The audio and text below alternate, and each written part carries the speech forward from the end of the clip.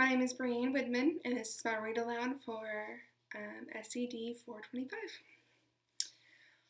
Today we are going to read the book Jumanji. Raise your hand if you love playing board games. I know I do.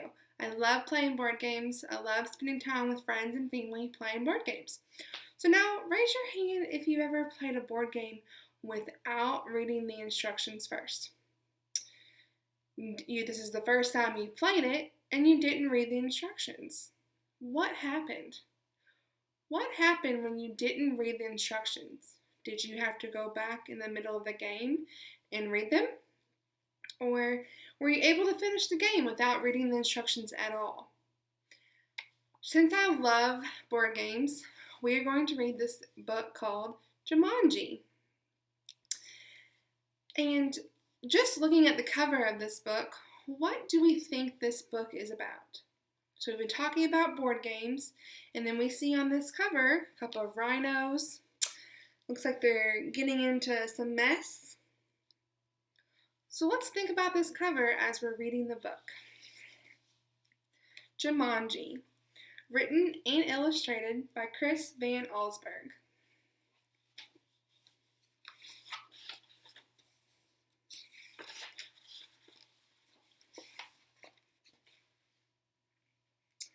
Now remember, Mother said, your father and I are bringing home some guests by after the opera, so please keep the house neat. Quite so, added Father, tucking his scarf inside his coat. Mother peered into the hall mirror and carefully pinned her hat in place, then knelt and kissed both children goodbye. When the front door closed, Judy and Peter giggled with delight. They took all of their toys out of their toy chest and made a terrible mess. But their laughter slowly turned into silence till finally Peter slouched in a chair. You know what? He said. I'm really bored. Me too, sighed Judy. Why don't we go outside and play?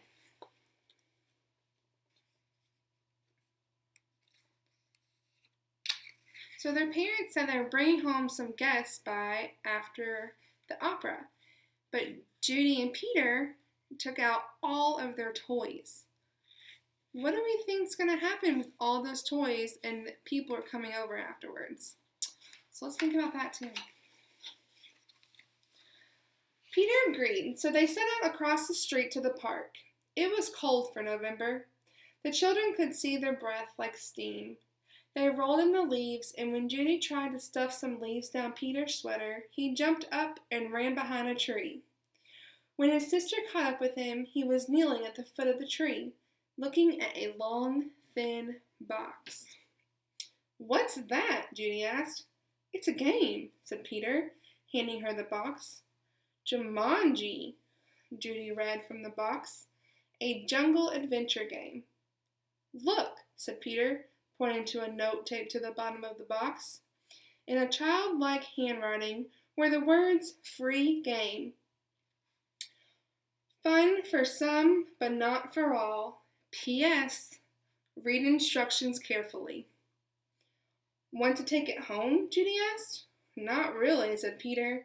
I'm sure somebody left it here because it's so boring. Oh, come on, protested Judy. Let's give it a try. Race you home! And off she ran with Peter at her heels.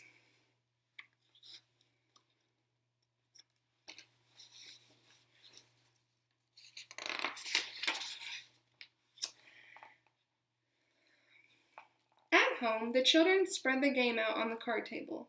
It looked very much like the games they had already had. There was a board that unfolded, revealing a path of colored squares. The squares had messages written on them. The path started in the deepest jungle and ended up in Jumanji, a city of golden buildings and towers. Peter began to shake the dice and play with the other pieces that were in the box. Put those down and listen, Judy said. I'm going to read the instructions. Jumanji, a young people's jungle adventure especially designed for the bored and restless. A. Player selects piece and places it in the deepest jungle. B. Player rolls dice and moves piece a long path through the dangers of the jungle. C. First player to reach Jumanji and yell the city's name aloud is the winner. Is that all? Asked Peter, sounding disappointed. No, said Judy. There's one more thing, and this is in capital letters. D. Very important. Once a game of Jumanji is started, it will not be over until one player reaches the Golden City. So what do they have to yell when they reach the Golden City? They have to yell Jumanji. And then the game will be over. Oh, big deal, said Peter, who gave a bored yawn. Here, said Judy, handing her brother the dice. You go first. Peter casually dropped the dice from his hand. 7, said Judy. Peter moved his piece to the 7th square. Lion attacks, move back 2 spaces, read Judy. Gosh, how exciting, said Peter in a very unexcited voice. As he reached for his piece, he looked up at his sister. She had a look of absolute horror on her face. Peter, she whispered, turn around very, very slowly. The boy turned in the chair. He couldn't believe his eyes. Lying on the piano was a lion, staring at Peter and licking his lips.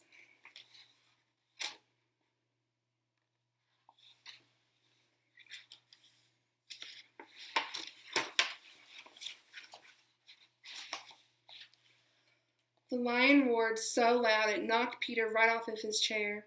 The big cat jumped to the floor. Peter was up on his feet, running through the house with the lion a whisker's length behind him. He ran upstairs and dove under a bed.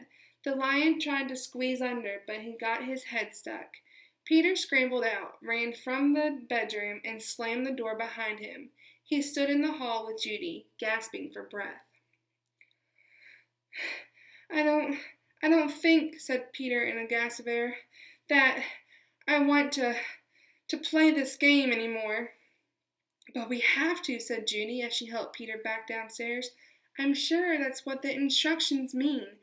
The lion won't go away until one of us wins the game.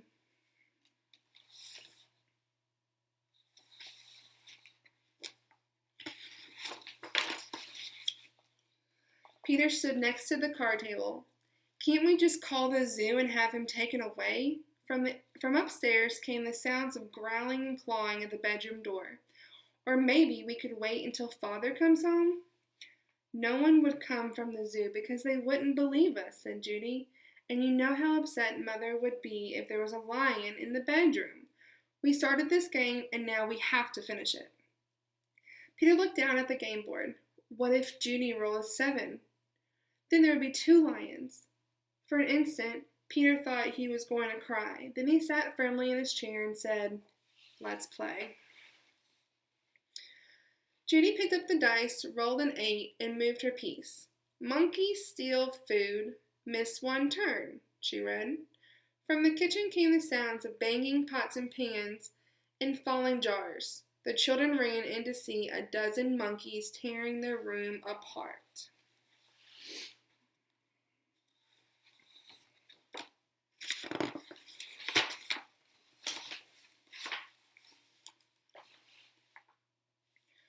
Oh boy, said Peter. This would upset Mother even more than the lion. Quick, said Judy. Back to the game.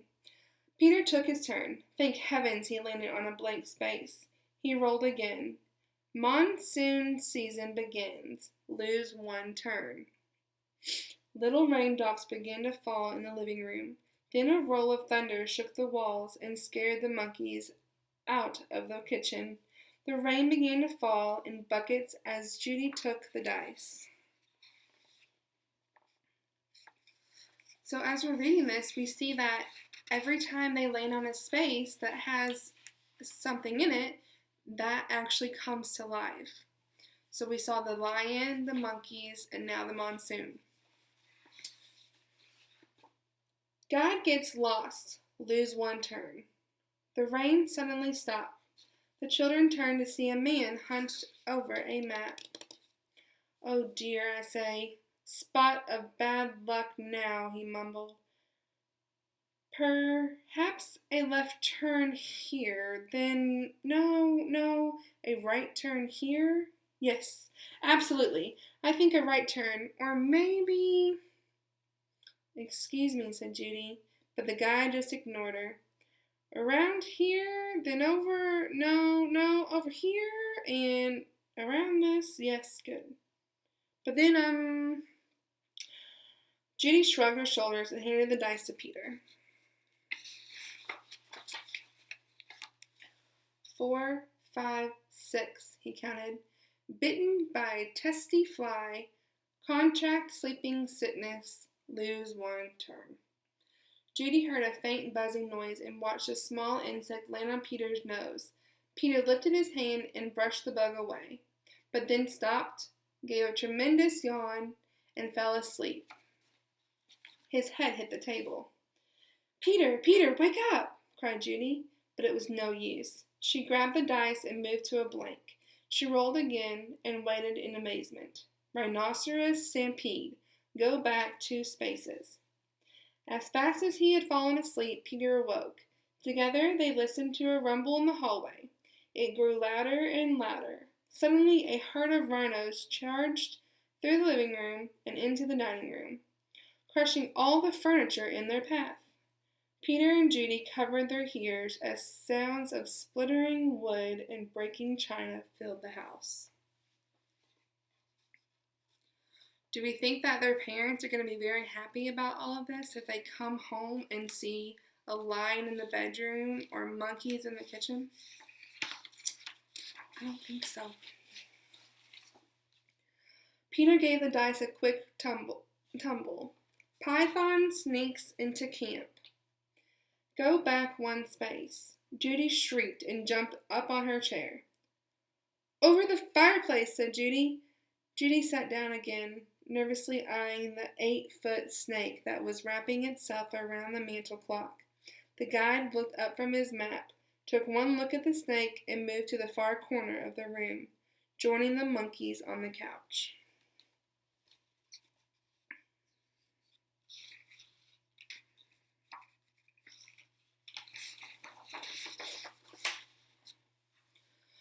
Judy took her turn and landed on a blank space. Her brother took the dice and rolled a 3. "Oh no," he moaned.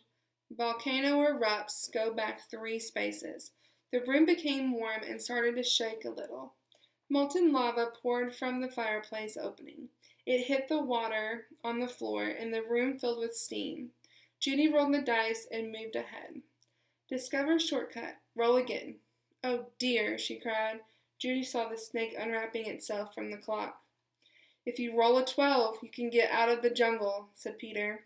Please, Judy begged as she shook the dice. The snake was wriggling its way to the floor. She dropped the dice from her hand. 1 6, then another. Judy grabbed her piece and slammed it on the board. "Jumanji!" she yelled as loud as she could. What happens when she yells Jumanji?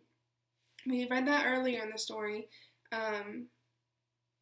What happens? The game ends when someone yells Jumanji. The steam in the room became thicker and thicker. Judy could not even see Peter across the table. Then, as if all the doors and windows had been opened, a cool breeze cleared the steam from the room. Everything was just as it had been before the game. No monkeys, no guide, no water, no broken furniture, no snake, no lion roaring upstairs, no rhinos. Without saying a word to each other, Peter and Judy threw the game into its box. They bolted out the door, ran across the street to the park, and dropped the game under a tree. Back home, they quickly put all of their toys away. Both children were too excited to sit quietly, so Peter took out a picture puzzle. As they fit the pieces together, their excitement slowly turned to relief, and then exhaustion. With the puzzle half done, Peter and Judy fell sound asleep on the sofa.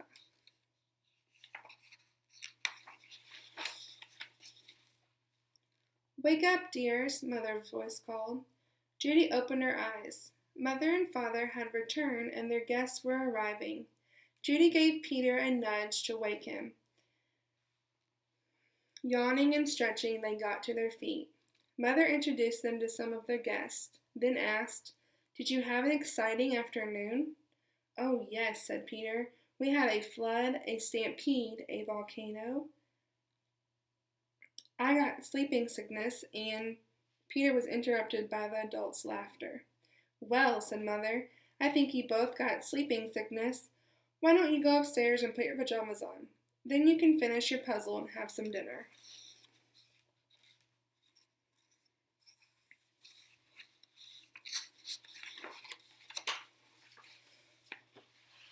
When Peter and Judy came back downstairs, they found that Father had moved the puzzle into the den.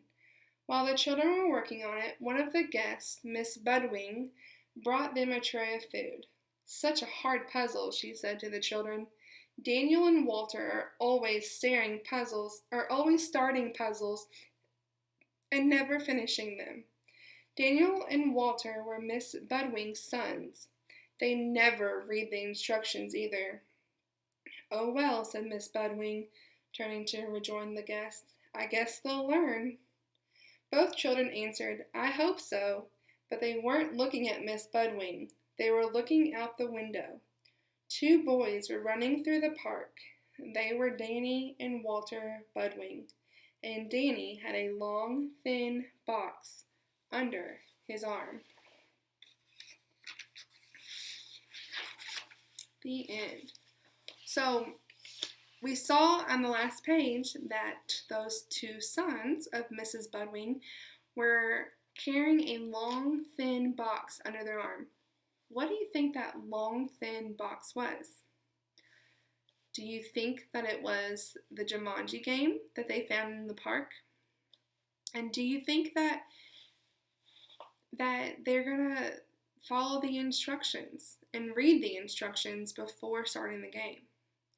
I want you to write a paragraph of what you think is going to happen to the boys. Do you think they're playing the game? Do you think they'll read the instructions? If they don't read the instructions, what do you think will happen? Thank you.